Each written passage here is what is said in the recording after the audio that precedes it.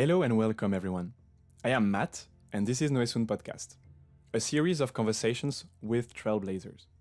Together, we explore transformative experiences and spaces. Our research in ontological design at noesun.com motivates insightful conversations with experts. It was natural to start making them public. We aim to develop this podcast into a forum for sense-making. My guest today is Moritz Holst. He's a tea master and the owner of Rivers and Clouds, a tea company. Currently based in Europe, Moritz has shared his passion for tea from Davos to Ibiza. Beyond the tea he uses, what most touched us is the space Moritz holds. No pun intended. He's now working on physical spaces around tea. In this episode, you will learn about the different teas and what they can do for you, how you can hold space around tea like Moritz do, and finally, how Moritz thinks about physical space and community as a tea master. I wish you to enjoy my conversation with Moritz Holst. Moritz, thank you so much for taking the time to speak with us today. We can start. Perfect. Okay, cool. So first, how are you? You're just at a business meeting, so good energy? Interesting energy. Like these days, a lot of my old visions have really blown apart. And after yesterday was a day where I was like, what do I even do here? I should just go home and build what I left there and so on. Today, I feel like I got a lot more humble again and see some cores of what I've done here and how to start with them to then grow the things that I've been planning to do, grow out of them. And to actually come back to tea and come back to building a tea space very first. It's funny that you say that because I also wanted to ask you loads of questions for the project and other aspects of your life. And then when I was thinking about what to ask you today, I was actually refocusing on tea too. So yeah, you were not including tea before. You re-included it now, but it was not central. No, I definitely included it, but it was a very big multi-leveled project. And now through this meeting, just because one friend has gone back to America for the next 3-4 months and is somewhat out, still might do a little bit of work for us from there, but is only going to be back in 3-4 months, and she's like a core part. And the others have today very quickly pushed me on like, hey, let's, before doing all these many layers, let's first build a tea house. And I'm like, yeah, but I want to change the world, you know? Yeah. And where would it be? It's south of Ibiza town here on the island in a private villa, at least for the first 6 months. And yeah, then let's see. I'm looking for a house that could be a long-term home for it. Looking for investors, might have some, let's see, to help me buy a house. That could be part of that. I'm trying to talk to several people who I feel could be interesting to try to make them fully understand the entire concept behind it. But in general, I have a pretty good feeling now what kind of buildings here are over or undervalued. And so trying to find something that's interesting, but maybe a little undervalued, and just telling investors like, hey, look, we could make this a little prettier. And then the money you put into our project is anyways worth it because the house is included. Makes sense. Yeah, that's part of it. Okay, so you're basically buzzing with ideas right now because you were yeah. Completely. Cool. Well, it's going to be interesting because we're going to be able to unpack a lot of those new ideas and see how the project was before. I'm really interested in understanding the different layers as well because of where you come from. And it's been a while we haven't talked at that deep level on what you do. So it's going to be interesting. And things have changed massively since. Yeah, I see that because we've always been thinking about spaces, both of us. But it looks like you're coming to the business and creative side much more now. Then when I met you, it was more gastronomical and tea. And you're moving towards the incubation, acceleration maybe, and also circular economy, so regenerative, but you were already in there when I met you. But then before getting into the project, can you tell me about yourself? I know you a little bit, but for people who might be looking at this after. Well, my name is Moritz Holst. I'm born and raised around Hamburg, Germany. And I studied Chinese language and culture. Over the last 15 years, I spent more than 4 years in China, been working on a lot of different projects around China, a lot of trade, but also helping Chinese companies in Germany, helping German companies in China, spent 2 years in New York in between, dealing with Scandinavian furniture, did vintage furniture trade, then back to China, did all kinds of different projects. But one thing that has always been there since 12, 13 years now is that I knew that I had this feeling that I need to do something with tea and that I need to promote it. So through a long and funny story of a girl inviting me to a faraway place and then completely dropping me there, I got into contact with a tea farmer and became very good friends with him. And through her and the long, painful story, I actually met a lot of people that are basically contact to everybody who is my core circle now. And even though back then I was dying of pain, now I'm very happy that all that happened, because it really changed my life 180 degrees. And after having been in China for a while, I realized that, yes, my Chinese was not perfect yet. I was studying it, but it's a hard language. And also, well, I was the tall, blonde European in the middle of China. So even just through my appearance, I would just never be one between equals. But at some point I realized, whenever I sit on a tea table and am in a tea ceremony, and while the Japanese tea ceremony that's maybe a little more known here with matcha is much more of a meditation practice, the Chinese tea ceremony is more like, there's a master who is just a little bit of master of ceremonies on a table where you can at the same time discuss anything. So it's a very free type of ceremony that is just putting a little ceremonial ritual into the middle of any type of conversation. And I realized, on number one, when I was at a tea table, I was one between equals, because there was a tea master and there was the others. And number two, normally if I would speak to people in Chinese for like an hour, I would just get super tired, especially if it was about like more complex topics, because, well, my brain just needed to work a little more in that language. But when I was on tea and when I was drinking tea constantly, it would not, like with coffee, shoot me up and then drop me down, but it would just constantly keep me awake and focused for a long period of time. And so I could really dive into these topics, even in the strange and complex language. And that just caught me somehow. And some people, like, for example, this tea farmer I first met, they just showed me ways of dealing with life that was so interesting. Like, for example, he's somebody who, if people around him get noisy, he gets more quiet. And people listen to him. People get that without him having to say anything.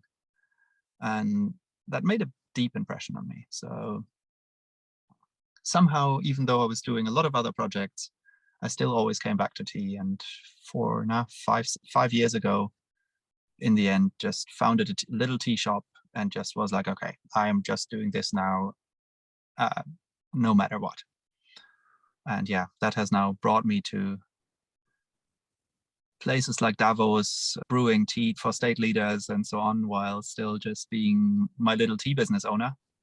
And yeah, it really brought me a bit around the world through very unexpected things happening. And now, after COVID, which brought down most of my company, I stranded on Ibiza, and I'm now trying to slowly bring back all the different gifts and all the different things I've learned over those many years, and to create something that's bigger than just a tea shop. So I'm still in the planning phase for that, for sure. But I've definitely realized that tea houses, which have been in every bigger revolution that China ever had, and it's like more than 20, they all started in a tea house. And I'm more and more coming to the point of realizing why, and that we might need a few more tea houses if we want to change the world. So that's where I am right now. Cool, really cool. There's so many things I would like to get into, but one that caught me specifically is the 180 degrees. What were you back then that you feel you've changed so much? Well, there have been a few different pivoting points, but a lot of it has been always widening my senses and going into all directions that were interesting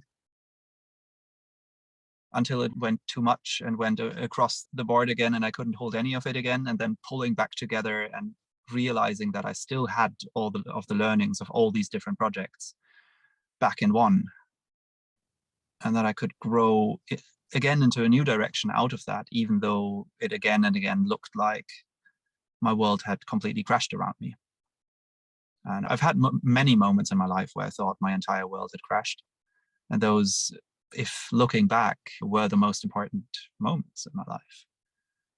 And so, because those were really the moments that let me grow massively and that let me really discover my own strengths. And for a long time, I've been somebody who had very little strength in the way of feeling like I was able to do anything, because I've left uni after my bachelor's degrees, never really went deep into any company or any job, started a few businesses, but never was super successful with them, at least, especially for longer time. And so I've been floating around for a long time, really not knowing what my role in the world is. And that is something that over the last year of being here with a lot of really visionary people and seeing people like almost every day who are working on projects that might change the world, I'm suddenly seeing that what I'm doing and what I have been doing is actually of great value to some of them. And so finding value in these seemingly random things I've done was a big learning. I like And the standing idea here of, with, yeah, sorry, and standing here with like nothing, with like no resources at all, apart from the remains of a little tea house, and still knowing that I have the knowledge to help these big projects. That's been a very, very profound learning. Yeah. Cool. No, it's funny because I totally see the expansion and contraction over the years, and seeing that the core is getting richer, but sometimes you don't realize it because you're kind of feeling this lack of control, the feeling of losing it. Yeah. But in the end, that's you. I mean, even when I met you, you had this already, and I can totally see the value for Noesun. And when I'm thinking about the space, I think about you, and I think about the experience you gave us as well, the tea experience and what you were saying now. If you look at what is the driver for you, what is driving you deeply, what would you say it is? What has been the energy that has been moving you all these years? I think it's mostly the feeling of being, of like a fantastical feeling. If I see something and that I'm just there's a few things in my life that trigger feelings in me that I really want to discover more, that I want to learn more. And that can be through travels, that can be like foreign countries, that can be old architecture, that can be, sometimes it can be things like old cars or whatever. And it definitely is one thing that also was triggered by me and tea. And that is something, that is one of those feelings that I just always, that kept me on it, even though I didn't know why, I didn't know what for a long time. And then came another feeling to it, which was when I realized that with this, I could literally build a community, and that actually there's a lot more people around me that share this feeling with me, and that also can, and that I can, even people who are not, that was the first step of like realizing that there's a group of other people who are so deeply into tea and who are like really beautiful and interesting people, and who I could build a circle around me, because I had at some point just built enough knowledge and built a space for them, so to say. And then the next level was when I realized that if I bring this knowledge and bring these ceremonies to people who have no connection to tea so far, how it can absolutely expand their minds, and how I can be just the master in the background, like the ceremonial master in the background, watching how their minds would unfold in the discussion, and how beautiful things could start growing around me while I'm literally just building the container. And that has really had a profound impact on me to see this kind of things happen. If I had to rephrase or synthesize what you just said, there's a component of you following your pleasure and you're just basically following whatever you like in your life. And then the second aspect is you've been enjoying what has been unfolding with the tea and you want to expand that community around the tea. Yeah, and not not even just around the tea, but literally at some point realizing that through these containers, tea can build. Just seeing tea as a tool to help grow a new way of living, a new way of community getting together, and a new way of like seeing that I've already for a long time, yes, I have my friends in third wave coffee and like my good coffee, but I still, for example, have seen coffee always as something that had a negative impact on how people got together, because it gives you heart racing, it gives you like, yeah, you're not really in control. And you're also like, for a while, you're a bit too fast and then you crash and then you're even worse than you were before. So coffee was, even though I like the taste and I like a bit of the culture behind it, I always knew that coffee, with its huge impact on our society, will not be there to stay and can't stay for long if we want to actually change the world, because it is a main impact, that why we have been so stressed, why we have been trying to constantly grow, constantly get faster, better, stronger. It's been a drug. And the moment I realized that if you could replace it with tea, which is a rather small replacement, it's a smaller replacement than replacing meat with vegetarian products, for example. Much smaller product. It depends who you ask. If you ask someone who's been used to drinking it in their morning, like we had the retreat and we didn't bring coffee, and people were struggling. I know, but if you actually give them the right type of tea, if they have a matcha instead, they will realize, wait. Yeah. The effect, I hear you, but it's more like the routine or the ceremony of coffee in the morning that is super important. Totally. But I hear you. I read a lot about tea since I met you. What you've been saying is totally proven. It's totally proven. That's something I want to ask you after, but I was fascinated by how much you can modulate the impact of tea on you depending on the blend and how you put the water and all those aspects. It's fantastic. And I'm forcing myself to drink tea because I know it makes me feel good. But the taste, I would prefer coffee. I would prefer coffee with milk. And you haven't found the right tea yet. No, I like ulum, and I like I like yours as well, the one you brought us. I like them, but it's just not as much as the coffee for some reason. But when I start, the thing is, I need to start. When I start and it's there, I love it, and I would go hours drinking it. But I need to start and force myself not to choose the coffee, but to choose the tea, and then I'm fine.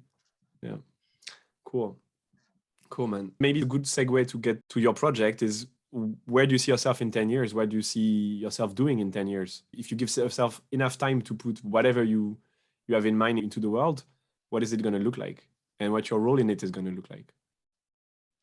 Well, I see myself as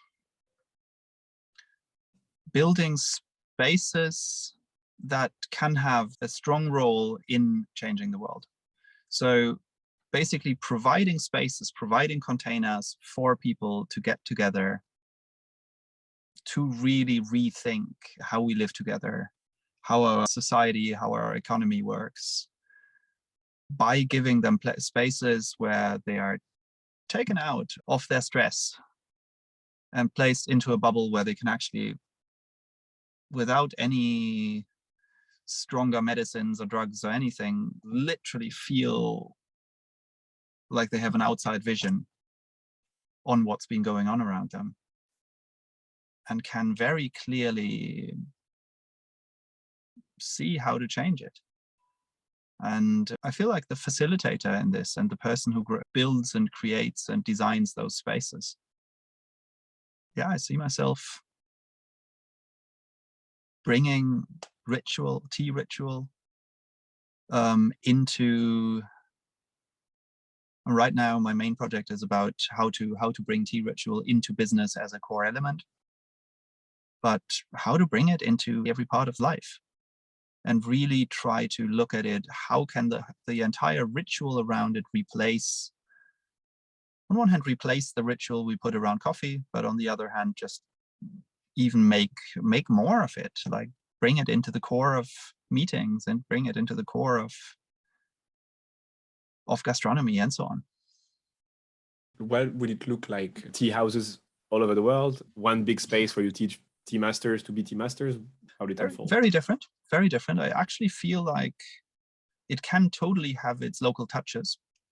I'm not at all opposed to Morocco still having Moroccan tea houses and England still having English tea houses, as long as everybody realizes a little bit more that the medical quality of tea, and therefore seeing that most of the tea we've been consuming here in the West have been of a quality that has close to zero medical or any what effect on us. It can work a little bit like a coffee, but it's not the same thing as what you get in East Asia, because the East Asians have never really exported the good stuff and the West was never interested in it. So that's one part. And then I'm seeing just tea ritual in partly, it can be tea houses that are maybe similar to what you see in Hong Kong. It can be a tea table inside an office or a space where people meet. There can be your private little set where you just, instead of making your coffee at some point, you just take the 5 minutes or 10 minutes and sit down and make a proper tea and know how to use the effects of those and understand it. So in a way, it's pushing all of that. And so making, very open. It could manifest in plenty of different ways. It could be anywhere. Yeah, I don't want to push into any direction too hard, because I know that it's a medicine that is, if you look at yin yang, then tea is something very, very yin. That's why it's almost the opposite to coffee. And so if I see it as a medicine, then it's a medicine that finds its own way. I'm just the facilitator. And that's also why tea did not really had a hard time in our lives so far, because it comes with a complete shift in attitude to a lot of things. You've always spoken about tea as something very powerful, and I never saw it this way. And then you talked to me about the Chinese revolutions, the fact that they emerged there. I could totally see how I don't get so tired if I drink tea throughout an afternoon, for instance, or even a day.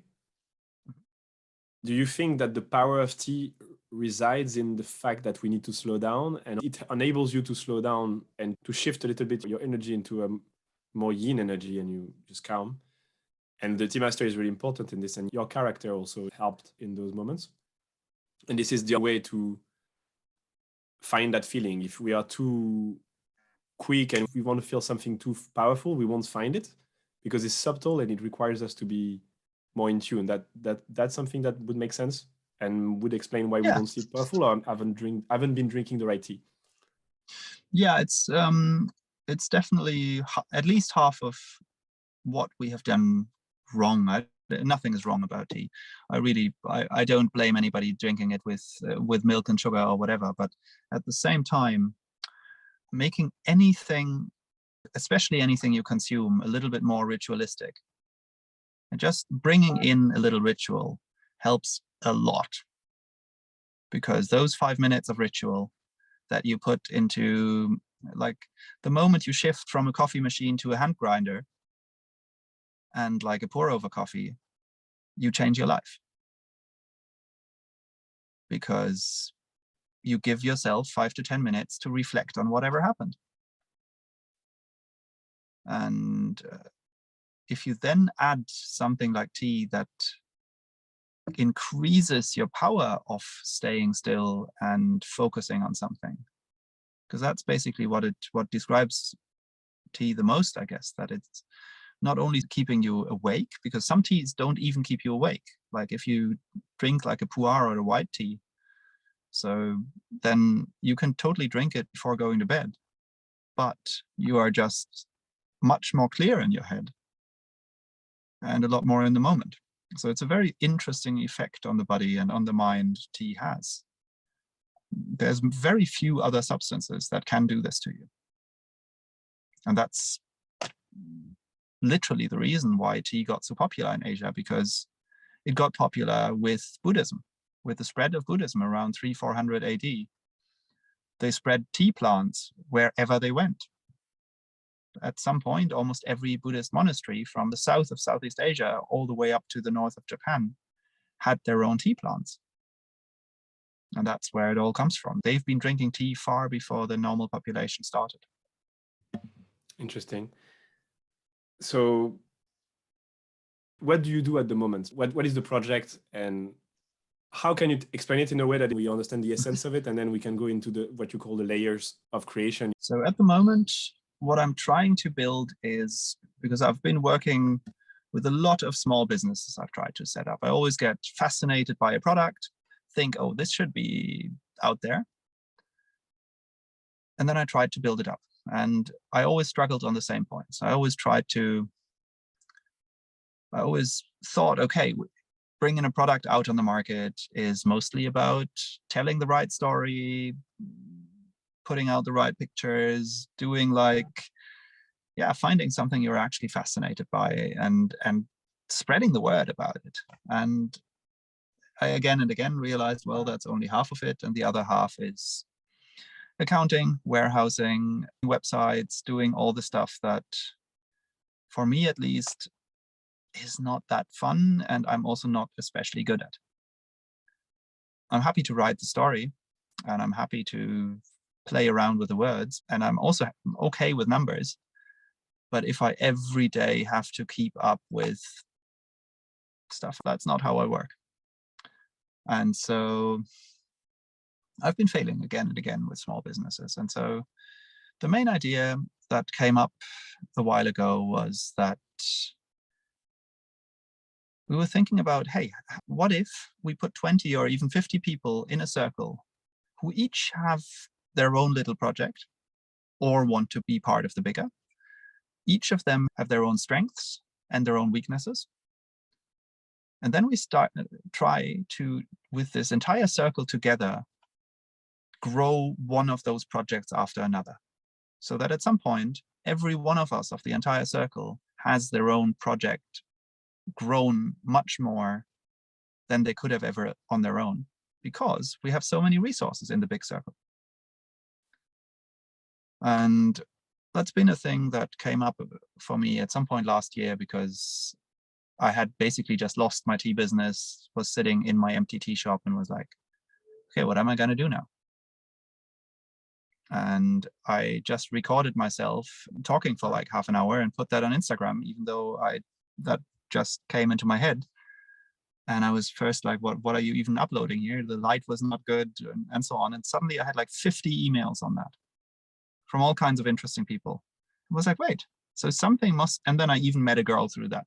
So it's been quite an interesting thing to realize that just putting out my frustration about all these things, how many people gave me feedback that they felt exactly the same. And so that has been around my head for a while. And now like 2 months ago or so, I was sitting with that and had already added a layer on it, which was some people in that circle basically having the main job of just refining the circle and the single products by being like a visionary circle inside the circle. And now 2 months ago, one more point came into it, because I was coming back to the tea houses, and I realized, like, and what if we put a tea house in the middle of that, which is a shop, which is the space for everybody to get together, which is a co-working space, but all together just generates this energy. Because if you're at a tea table, it gives you a very specific type of flow. It really lets you enter flow state in ways that are often very hard to explain. So I was like, okay. And so this has been growing and growing and growing. And what happened today, once again, was like that the whole outer layer, in a way, imploded in a bit. And we said, wait, before building all the rest, let's first build a tea house. So that's where I am right now. Okay, now I understand. Gotcha. Cool. Really cool. So you want to build a tea house, then it would be kind of a co-working space. And then within the co-working space, you would put a guided experience or a framework where each person would be able to interact through the understanding that they will help each other, and they will also help the tea co-working or the tea accelerator, so that the tea accelerator gets bigger and bigger. More or less. In a way, yes. In a way, yes. In a way, you can also separate these layers. And at least as far as I am at this point, I see the circle as being something where, for example, we're still playing around with that, but I feel like the single projects should be owned by the circle by 50%, and 50% by the person who runs them. But therefore, the circle takes over a lot of the background work and can also organize the financing, because if you have 20 or 50 projects together and a space then it's much easier for you to get investment than it is for somebody who just needs 20,000 euros for a small project with just having the idea.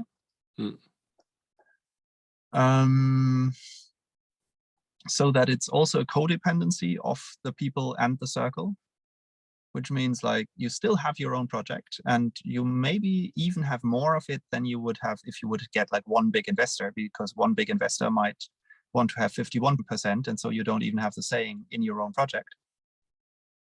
While the circle would, yes, it would take like a 50% share of your project, but at the same time, you get the help of not just having that money, but you have 20 or 50 people behind you who can do all kinds of different things. You can just give away, like, hey, you built my website, can you help me with this? I right now have a week where I really need to push, can maybe 10 people help me with this? And you have a force behind you without having to pay them, because the circle pays itself through the 50% of income of everything. That you are kind of free with your thing, but at the same time, you have the help of this entire mechanism behind you. It sounds beautiful, but it sounds really complex to set up. Like absolutely the accounting of time, the accounting of resources. It's time. For time, I don't speak of time. I don't speak of full-time work. I speak like of full energy work, because you can feel if somebody puts their full energy into something. And I expect that. But if that's only 10 hours a week, but it goes forward and it goes well, then that's fine. If something doesn't happen at all, and the things somebody is supposed to do don't happen, then no matter if he's been sitting there for 60 hours, he has probably not put full energy in. So therefore, I really want to make working hours obsolete with this, because everybody, on one hand, you have a trust, you have a deep mutual trust between those people. You don't have hierarchies in this. This is an entirely circular thing. Everybody owns a share of the circle and gets something out of it. And therefore, everybody, in a way, has to trust each other. But on the other hand, it's also like, you can be free in that. You can flow with it. You can see what comes out of it with just by a deep trust in that the whole thing works, and by a system that everybody in the circle gets paid a minimum wage, And then on top of that, those whose projects have been going better than those of others might get they get an extra. You know that nobody in the circle has a lack of anything. You know everybody's taken care of. Everybody can come in and be like, hey, I need help with this or that. And so everybody can really work on what they're best at without having to fear anything, without having the lack in anything. And this could be literally an entirely new model of how to work together. And I'm seeing it more and more. And it could even bridge the reasons why so many startups get built. And when they are successful, they get sold off to some big companies. And when they're not successful, they die after a few years. And only few actually survive for a long period of time. Because, yeah, running something for a longer period of time without support from the outside is hard. And that's a lot of wasted energy out there. And so, yeah. Have you looked at similar models? And that I've you been could get starting to inspired look from? into a bunch of similar models, but I've not really even found anything that's really, really similar. So this is something that has been coming up through mostly all the discussions I've had lately, and a lot of just my own past business traumas I've been running through, that I was just like, I need to do it differently. So you need to vet the people as well. That's one of the key components, so that you don't have freeloaders. Absolutely. And the values are aligned. Absolutely. Cool. So You've started that already? Yeah. I have a group of like 5-6 people now. I think we just got a 6th person on board today that have very different skill sets and that have an interestingly similar interest in tea and tea ceremonies, even though for most of them that's a very new thing, but they came up with it and are now suddenly like, I don't even know why I got so interested in tea over the last 2-3 months, but now you come up with this, and that feels good. And they are all people who have amazing skill sets in very different directions. So let's see. I feel like going with the flow. We got an amazing space offered, and so on. I feel like it's growing, and I feel like we're going into the right direction, even though it's scary to let go of all these principles and all these securities and all these things that we've been building business on so far. I think the community is super important, and so you probably will get people excited about that part, and the values you explain are also very attractive. If I think about the risk from the individual, is like, one, I lose control a little bit if I join your circle. I lose also financial rewards if my thing gets really successful. And so you have a risk of people who are a bit less sure to join because they're like, well, at least I can hedge my bets. And so you need to find a solution of how you can still attract the people who are going to be uber successful. Yeah. And you can mitigate the risk of having people who might not be completely convinced about the project. They know it's risky, and so they're going to be kind of half in, half out. But they're like, well, at least there's the circle where I can make money and get some kind of income.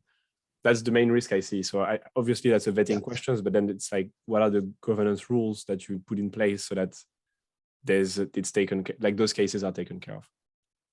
Well, on one hand, the circle is voting on anything important. So the circle also votes on who to take up and who not. That way, any idea that doesn't sound like 100% ripe for us, or if somebody comes and cannot show us like strongly why he or she is somebody who has something to offer that we need, because the circle could also, for example, develop its own ideas And then we need somebody to run it. So we could even have a bunch of ideas that are lying on the table that don't have somebody running it yet. But then we find somebody who has a lot of power and a lot of time, but does not know what to do with it. So we can give them a project. So it's going to be, I feel like it should be a very organic process that I don't want to put too many strict rules on, but making it a purely basic democratic project or process. And at the same time, I want to keep the size of a circle limited. So that can be, I still need to feel into what's the maximum number in the end, if it's more on the side of like 50 or more on the side of like 150 people, but at least a number where you can at least feel that you still know a majority of the people in space. And you know that you trust them. And you can be slowly brought into the circle and at some point be like, okay, I want to be part of this. And people can then also say, okay, yeah, we've all met this person and yes or no. So I feel like it's a bit of it's in the end like building a system for the size of a village or something, where people kind of know each other and kind of can cooperate on this by sharing all resources that can be shared. And at the same time, like losing these 50%, I feel like most projects out there, especially smaller size, but even bigger ones, lose at least 50% by either paying back to investors or paying external people to build websites, to do their accounting, to do all these things. If we have that all internal, and so, yes, you have only 50% of what comes out, but all the costs are covered with the other 50%. I don't think that's much worse than you running it alone, because then you have a lot more risk. It's a lot of risk taken away from you. And it might even be, you might even get a better outcome in the end. I like a lot the idea of being able to plug into a team. So you have someone in marketing, someone in accounting, someone in whatever. And this is nice because you can accelerate the launch of your business, because you just like, boom, I plug in and they're like the 10 people I needed. I don't need to look for them. They're there, self-motivated because they are entrepreneurs as well. It's very nice. That's kind of the idea. So I have, for example, one good friend who has like been very deep in like how to build back ends of big companies. And another who has been like helping startups in the founding phase and so on. And having this kind of people inside the circle and knowing that some of them will not have their own project to work on, but because they still work full energy and do works that is for everybody else, they still are well taken care of. And it's so much nicer. If I'm, for example, doing accounting, then it's a so much nicer job to work for like 20 small businesses who are like the business of friends than to work for some accountancy. And you're like having to take every customer that comes. And I kind of feel like we can even, especially when we started here on Ibiza, I feel like we can actually get for the key positions that are not like their own projects, but maybe even for the people with their own projects, we can get actually good people from around the world who are like, well, yeah, I'm doing this job in New York right now, but I could do the same thing for people I like on Ibiza instead and have a lot less pressure. I don't think that's a bad deal. Yeah, I didn't think about it this way. When I think about creation, I'm much more about the leaving space and leaving complete freedom and basically staying aware of people's creative process. But I like how you're structuring and offering to tap into a team. The part about the control and the financial, I feel it's difficult to set it up because of the reasons why I explained earlier. But I guess it's just a matter of agreeing as a group. It only depends basically on trust. So if you already have 5 or 6 people that have complementary skills and you build that team already, then pitching it to others is much easier because they see the profiles and they're like, yeah, of course I want to join. So I think it's just a matter of initiating it. It's a good take on it. So congrats. It's at least, I feel like it's a new way of looking at things. And even if it in the end looks totally different, then at least we have once thought through these new ideas and seen what comes out of it. Yeah, as long as your microcosm today operates this way and Yes. works, it's already a win. Yeah. And if it doesn't scale, No, absolutely. then- Absolutely. Cool. And You spoke about medical tea and you spoke about the different effects that you can get. When I was looking at tea myself, it felt very difficult actually, because it's like wine. Some years are good, some years are not good. Some type of trees, even on the same plantation, on different altitudes in the plantation. How can you make it scientific by saying this tea is going to be giving this effect on and this one another effect, when the conditions and the teas are so different and you basically have a spectrum, right? It's like a continuous line of, okay, the excitement is going to go like this, but you never know where on the curve your tea is. It might be very intense or very not intense. And there are all the shades in between. And you don't really know before drinking it, I guess. How do you do it?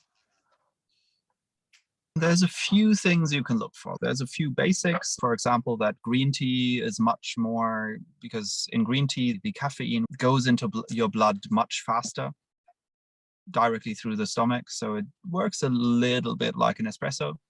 And in a matcha, that's even an extreme form, because with matcha, you don't just consume the brew, but you actually consume the entire leaf. The caffeine does not dissolve that quickly. So a lot of it might still stay in the leaves if you just consume it as a brew and not the entire leaf. So matcha is definitely a lot stronger, even from, so to say, the same leaves. And then there's also why it's grown a bit differently. But let's not get too deep into that. Like green tea is something, if you need a quick energy boost, green tea is definitely the better choice. Black tea, on the other hand, because through oxidation, the caffeine becomes a different molecule, which is a little bit more complex. And the body first needs to break it up before it can take it up. So black tea will make you awake for a longer period of time, but at least with the Chinese, like high quality black tea, it's a little bit milder. The Indian stuff, that's a totally different type of tea that is oxidized and fermented. And you get a very dense dose of small broken pieces. If a leaf is broken, what's in it comes out a lot faster than if you brew a whole leaf. So I normally brew with whole leaves only, because that way you can slowly, brew by brew, go into it, feel into it, see what it does to you, and also enjoy the flavor a lot more, because if you have like little broken pieces here, then you get all the flavor at once, and that's it. Then white tea, for example, which is just sun-dried, it's mildly fermented, and through fermentation, which is, well, okay, black tea, I said, is also partly fermented, but that's just 1 or 2 days. White tea is a bit longer, because white tea has never been heated to a point that all bacteria and enzymes are killed off. So it keeps on fermenting even after drying. And therefore, the caffeine works in a way that it actually doesn't even really keep you so awake that you can't sleep, but it keeps you focused. So these are some main layers in it. Oolong is between green and black tea, so it's somewhere in between mostly. And pu'er, so deep fermented tea, post-fermented tea, is even stronger than white tea in a way that it can focus you. It can almost make you a bit tea high, but it will not at all keep you from sleeping normally. So that is one layer of it. Then the next layer of it is that if you take tea that is from higher elevation, up in the mountains where the temperatures are lower, the leaf just grows slower, much slower, and therefore gathers a lot more of everything you want to have in it. While a leaf from the same type of bushes, but 1,000 meters further down in the valley, might literally just consist of water and little more than that. So on one hand, a high mountain tea is a lot more complex in flavor, but it also is a lot more complex in molecules and everything that it has in it. So it's really like The tea from down in the valley, especially one that has been machine cut and cut into pieces, has a tenth or so of any of the healthy things you want to have in a tea. So it's almost not worth it. It's almost a placebo in many ways. And so like slow growing below 20, 25 degrees is quite important, while those down the valley, it can be 35 or more, and that just breaks it.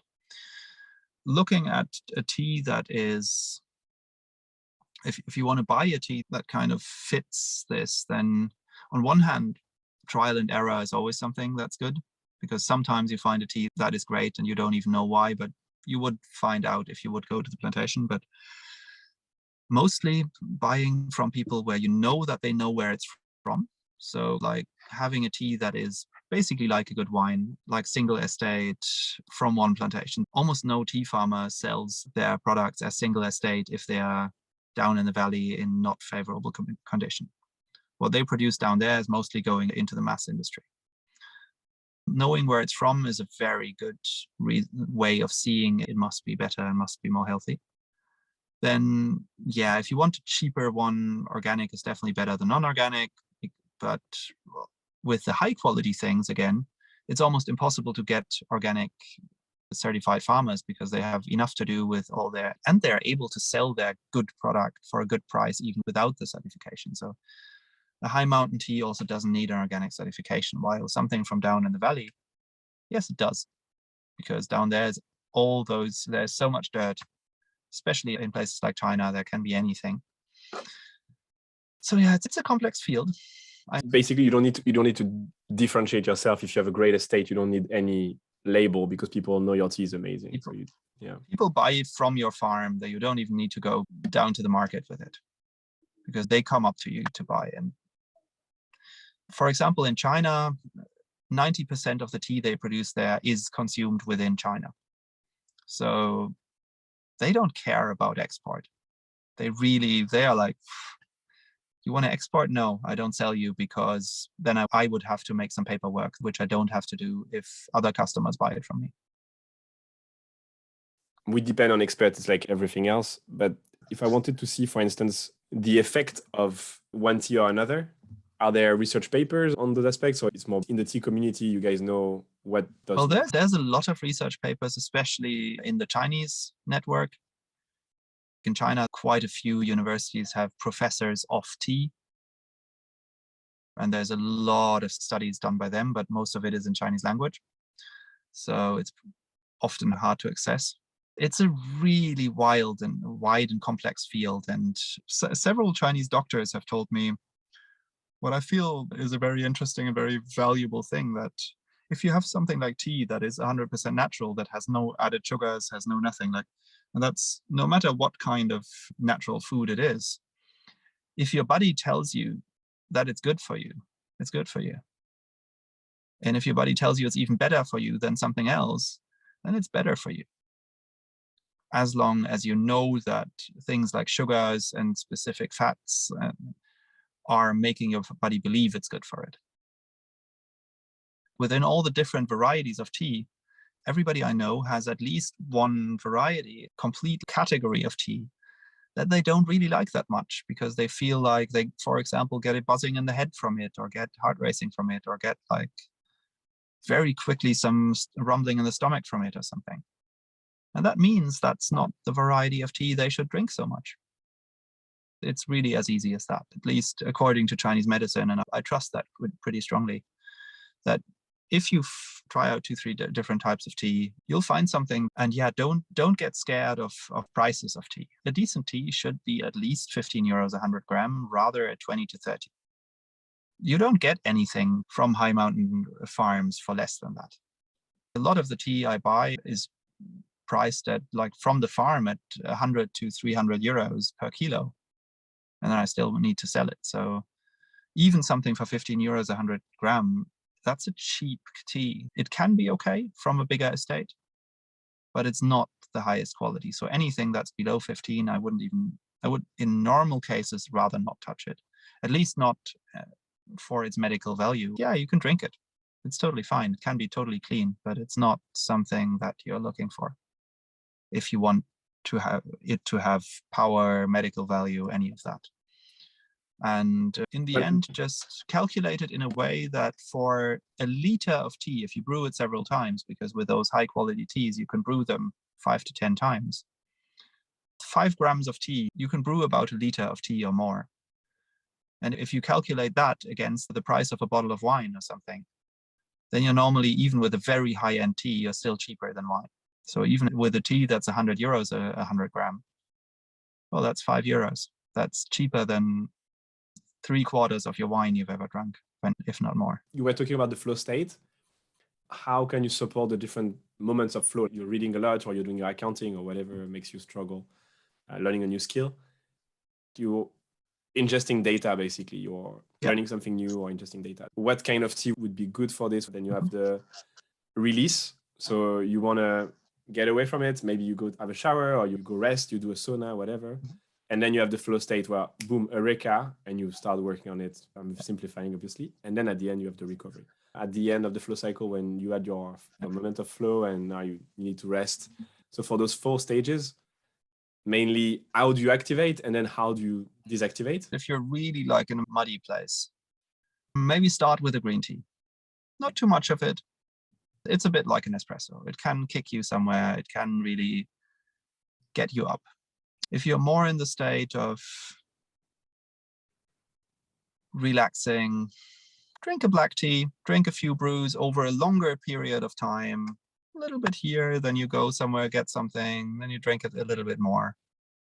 Like a Chinese black or something, not the Indian or Sri Lankan black things, but a milder East Asian black.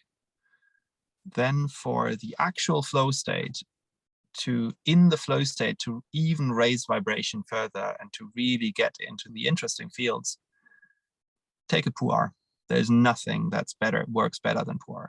I think this is what you got us. I think so, yeah. These post-fermented teas, they are powerful. They can be expensive. To get a good pu'er, most of them are stored for at least 10 years. It's like a good old wine or something. They are unparalleled in their power. There's nothing that can get you onto the same state as a really good pu'er. Is it the revolutionary drink? It is. It's sure, its price ranges are kind of keeping it at bay, but at the same time, there's reasons why they are at these ranges. For example, in China, it's a very typical thing to drink, to have a big dinner or something, eat a little too much, but also have a great conversation already. So you have the flow state built up in a way. You have this whole state of like, yeah, you had a great conversation, you had a great food and so on. But now you're a little stuffed and you're kind of like, oof, how to go on? People then drink pu'er because pu'er does not only elevate the state further, but it also helps your body digest and relax.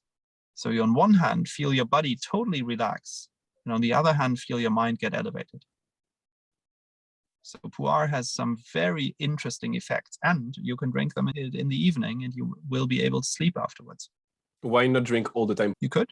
If you need something to wake you up, pu'er doesn't do the trick. At least not that much.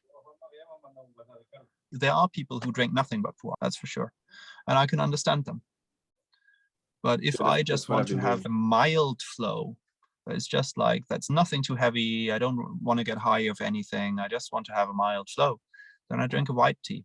Because a white tea does something like a pu'er in a way, but a pu'er can get you to a point where your head is completely buzzing and your stomach is like, where you're really like high.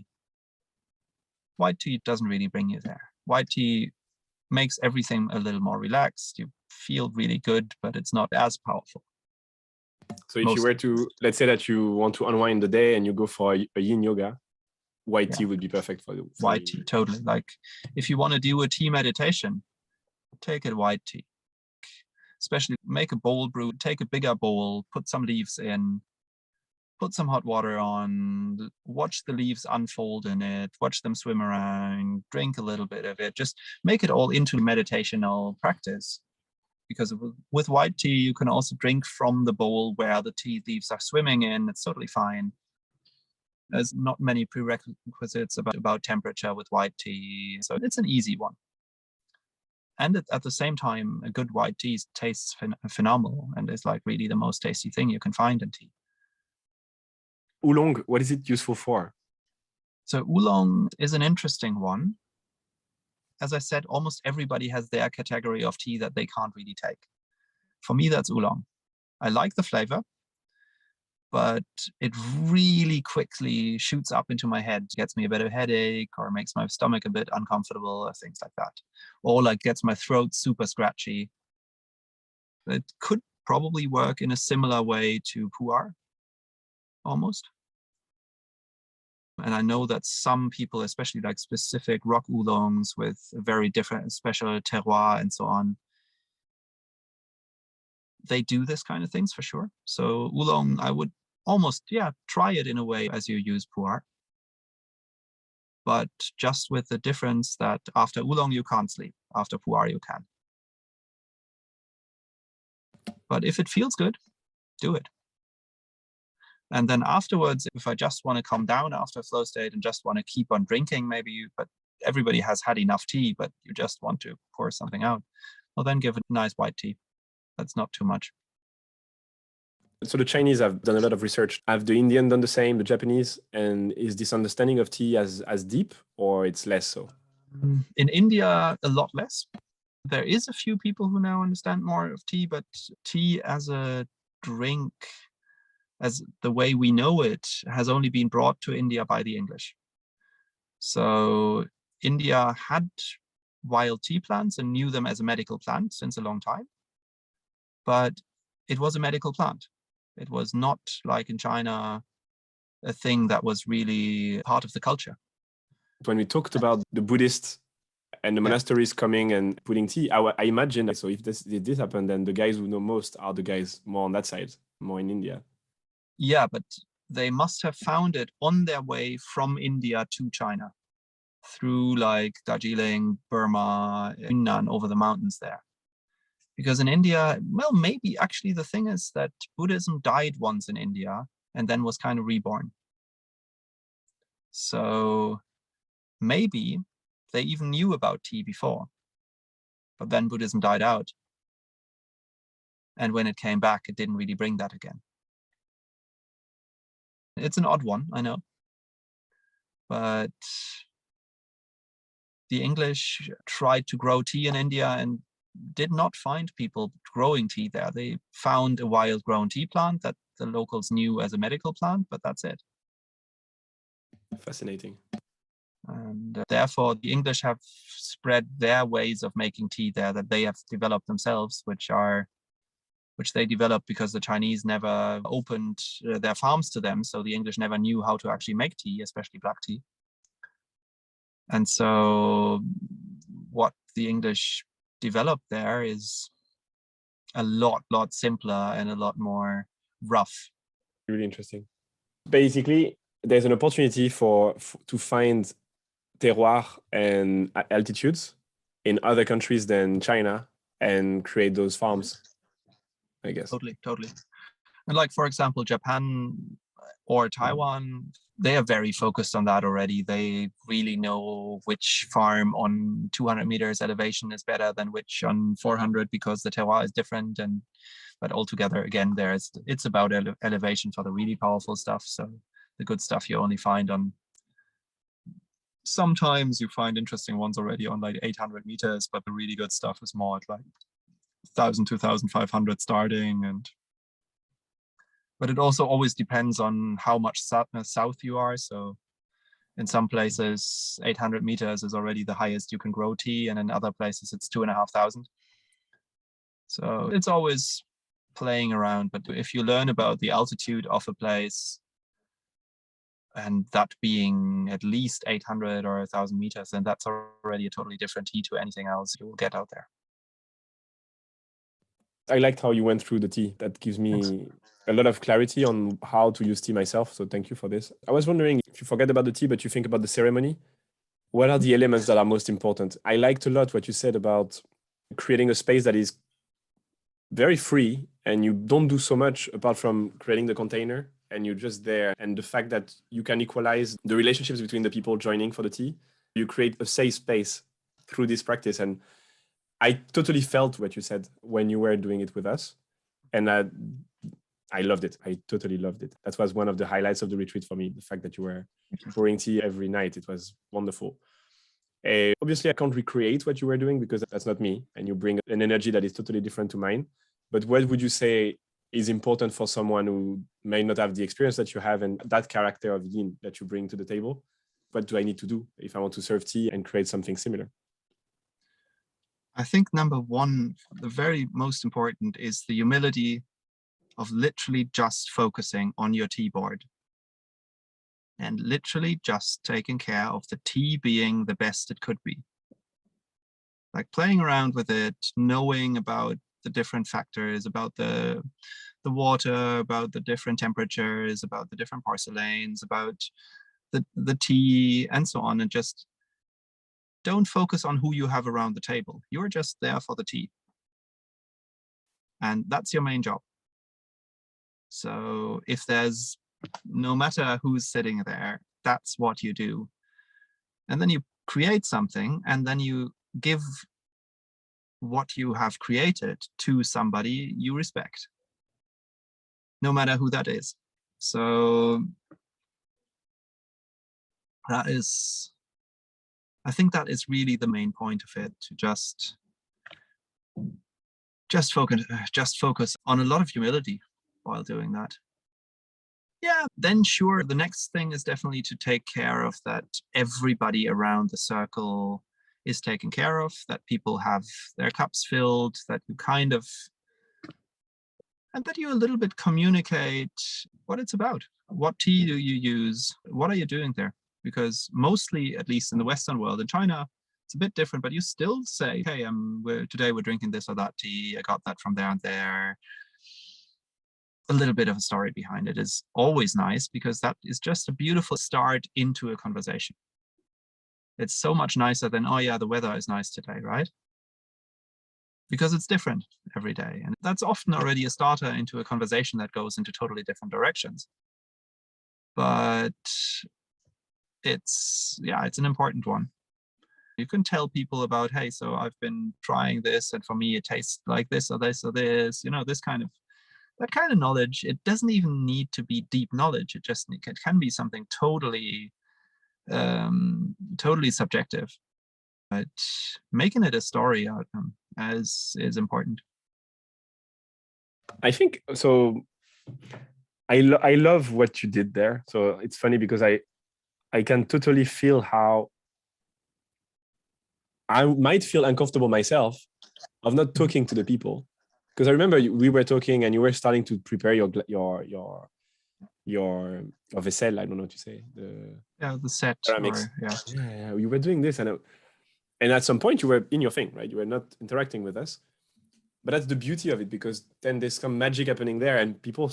I remember us looking at you doing your weird things, and we didn't really know what was happening there, and so we started asking questions. But the only fact that something was happening and on its own was really beautiful. I hear you of maybe at least you don't want to talk with the people at the beginning. You just want to be in your thing and creating that thing that then you will share. But there's a moment where you need to be. There's an inner work and a conversation with the tea, I guess, and I don't know if that's the same for the Chinese, but it's kind of a plant medicine, right? And every time you talk with shamans, they always talk about the spirit of the plant. Is there a similar relationship with the tea? It's maybe not as direct, but at the same time, I've literally just like 2 weeks ago or so, had the first time of sitting, or the first time in a while. Now, I've definitely had that a lot in my tea shop, but first time in a while that I was sitting with a group of people who I had trained a bit in how to brew tea. And normally, if I would go to the bathroom, I would almost take a bit of what happened around the tea with me, around the table, because I would be the tea master. But I suddenly realized, because I had 2 more people sitting next to me who What do you mean? trained, I didn't get what you said. So you would it's take just like energetically. If I leave the table, I take a lot of the magic, because I create it through me. But I suddenly realized that because there were two people next to me who were not even brewing the tea themselves, but exactly knew what I was doing, it felt like they are keeping up that field. And so I felt like walking through a wall and then suddenly dropping into like a totally normal 3D world, and then coming back and again walking through the wall and being like, oh my God, this is like being high, but only in this place and not out there. And that's been a very, very interesting experience because I had never seen it that strongly. Did you take anything else that night, or was it only the tea? No, it was literally just tea. It was not even more than on other occasions. It was just, yeah. And you had that awareness every time you do the ceremony of kind of bringing the tea with you, and so expanding the field. So you are a channel, you are a medium to the tea as well. Absolutely, yes, yes. I've now, over the last year, also become a facilitator for bringing people into nature on mushrooms. And I see a lot of similarities. And so I started applying like techniques from one of those medicines to the other and so on. And it's very interesting to see it that way, to really feel that way, like how it's two very different medicines. I'm very grateful for the conversation. You reconnected me to these moments that was clear at the time, and then I somehow over time I forgot. I'm really glad you bring it up. Okay, I understand now about the experience. Anything you want to add on that process of creating this space?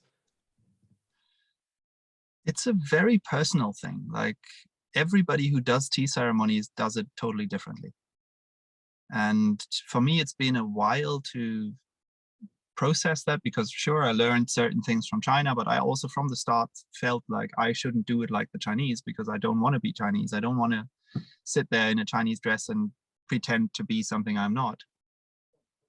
And through all that, I've seen that you should be yourself. You should literally, yes, you should focus on the medicine. You should be in service of the medicine in some way, but at the same time, you should just be yourself. And I'm, for example, somebody who, if I'm on a party or on some kind of event, I am normally really shy in terms of like, how shall I talk with these people? And tea literally gave me the tool to just sit down, and people coming to me and people starting the conversation with me in beautiful ways, because you suddenly have topics to talk about that are not about appearance, that are not about the weather, that are not about any of these cringy topics where you can step wrongly so easily. About tea, you can literally just go to a tea table and be like, I'm sorry, I don't know anything about tea, but can you tell me something? And it's okay. Yeah, and it's new as well. For most people, it's new. So it's an interesting conversation to have. Yeah. Cool. And at the same time, even in China, where a lot of people know about it, it's still like, hey, so what are you drinking today? And if you then only basically, for example, buy or get teas from places that you know, and you kind of have your own suppliers, and you kind of like know the stories of the teas, and you buy them because of that, and you buy porcelain that is from people who you know and so on, then you already have a lot of stories. So everybody has their own stories with their own tea ceremony. So yeah. So be yourself. Yeah. Cool, man. You're looking right now at different spaces. I expect the space that you look for not to be completely fit for purpose, because you're not building them yourself. But if you were to create a perfect space for your tea ceremonies, what would it look like? A perfect space for me is a space that also has a lot of stories. It should be something old or very exciting modern architecture, but definitely something that could add to the entire experience by giving elements to talk about, by giving an element of wonder, of somebody coming in being like, wow, what kind of place is this? So you can get far deeper in a ceremony if you're anyways already ripped out of your normal reality.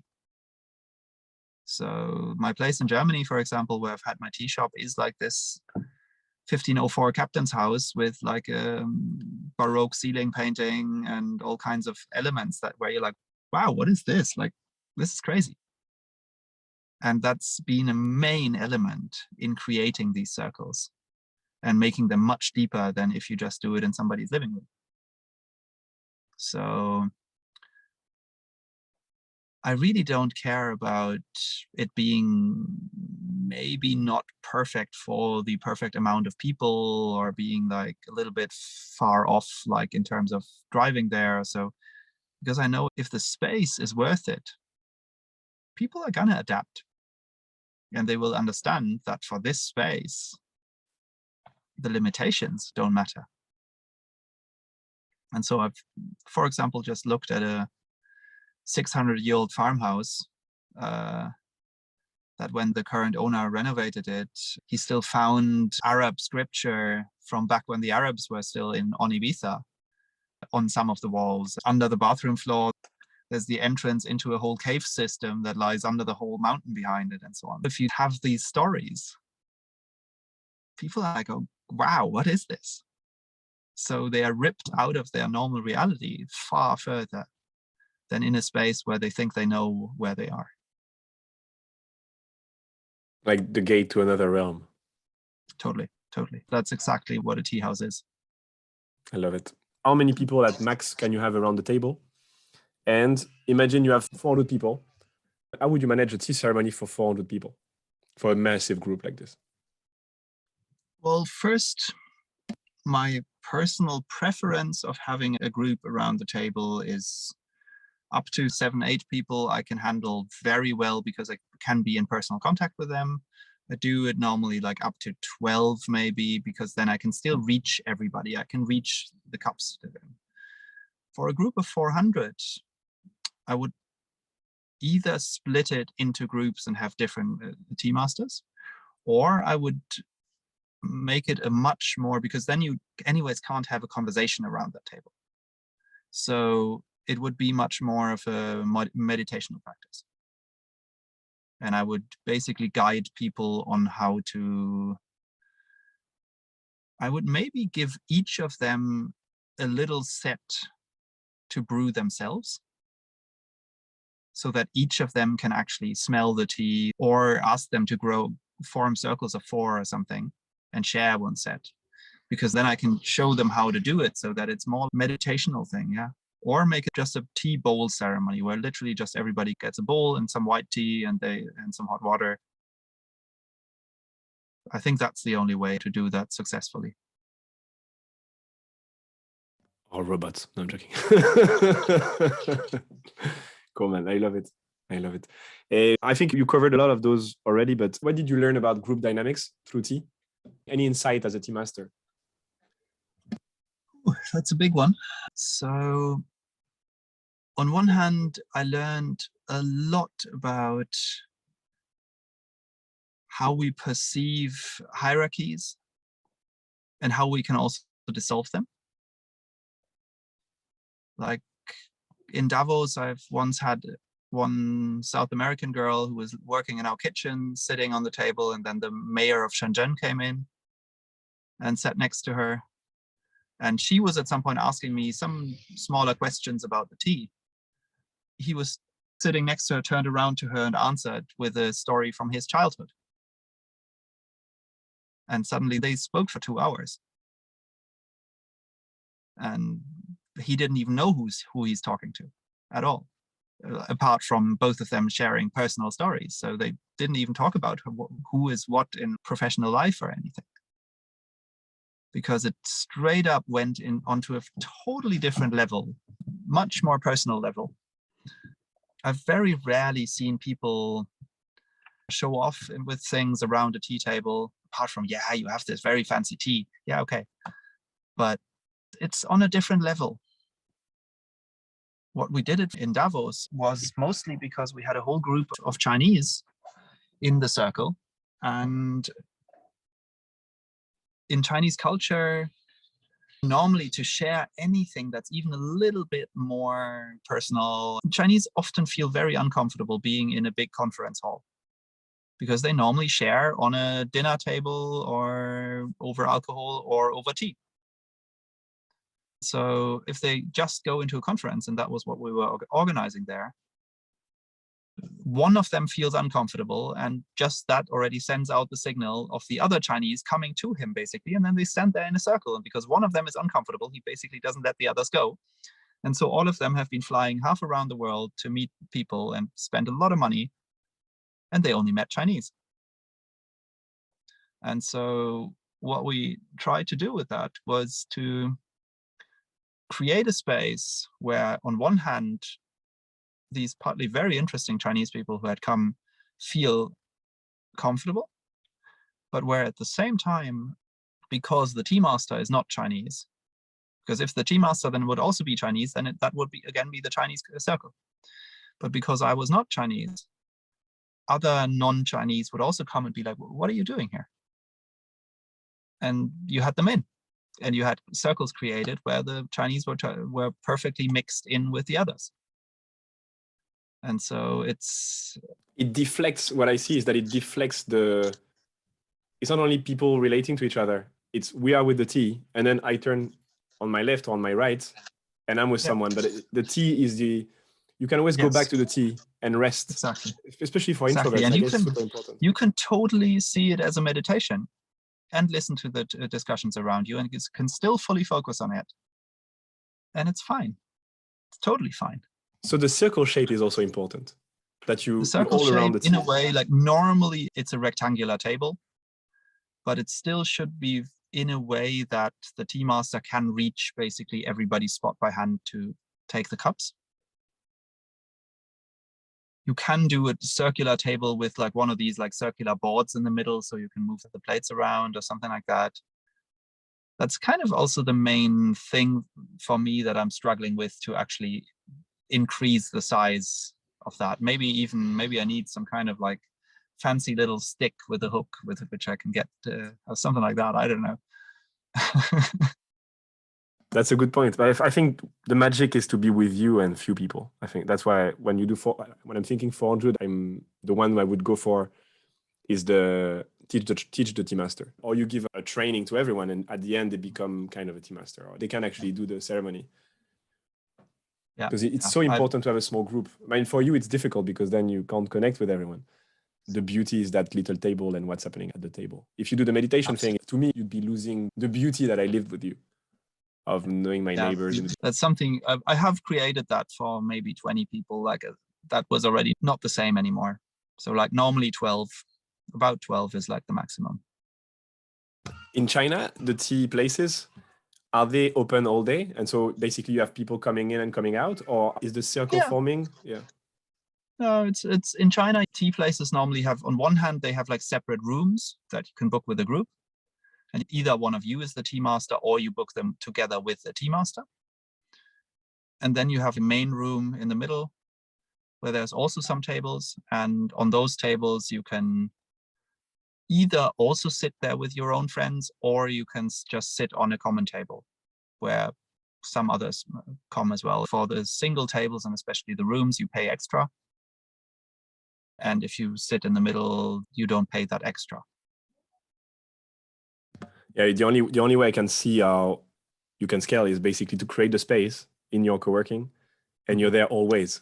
And then people can come in and come out. And so it's always alive. The problem is for the circle that we had in the night with you, that you can't really scale. If everyone was together, it's no, exactly. But therefore, I want to train people to be tea masters. Yeah, you need to do that. In China, a lot of people go to a tea house just to discuss their own personal issue or like business thing, and just have a tea master doing their job there. If I do it here, I have to explain a lot. I am more needed as a tea master than in most places in China.